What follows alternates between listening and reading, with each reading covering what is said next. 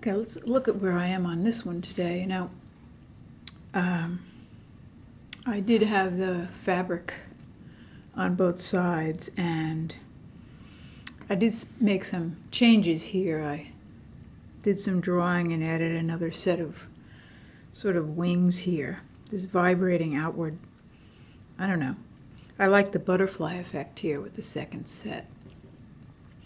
And then, you know, before I started stitching on these new areas, I did fold over that extra flap of cloth to give the thing more body.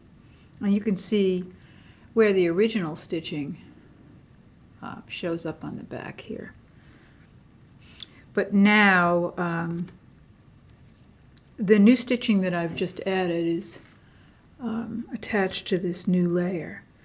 And you know, normally I add layers as I go if I need, but in this case it also doubled as a nice edge. So when I'm all finished, I think in this case, just because I feel like it, I'll probably unpin this and flap that over, which will give me an can't speak today, cleaner reverse side. And ultimately I'll probably do a little quilting stitch, which will show there. So I have done some additions here. I used I don't know, a plastic cap from some spice bottle and just took a pen and did a dotted line around the edge and then filled it in with some thread pearls here. But the liquid element, this one is a silk gauze, which really, I mean, you can scrunch a yard of fabric into a very small spot. It's literally like air, and it doesn't build up at all. And this was dyed by Glennis Dolce. She does this nice variegated dyeing, so when you work with it, it's almost like painting. You can really flip-flop the areas of color over one another and get a beautiful blending. And of course I have done a little more stitching here.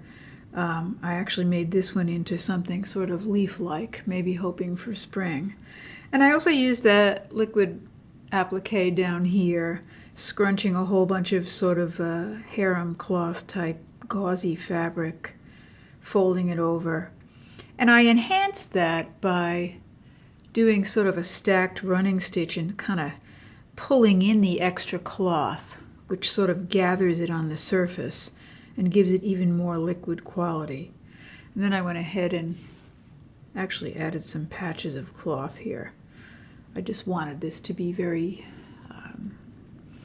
mended looking. And then I stuffed some old silk, a little piece of old silk fringe in between the layers here, because I am going to make this into a book mat after I complete the stitching and then fold this end over. I do like that kind of contrasted piping frame. You can see it's not really straight, but I kind of like that too. It sort of has a life to it. So that's where I am on this so far. Actually, I can say probably I'm close to being finished with the stitching, I think. Maybe a little bit more here.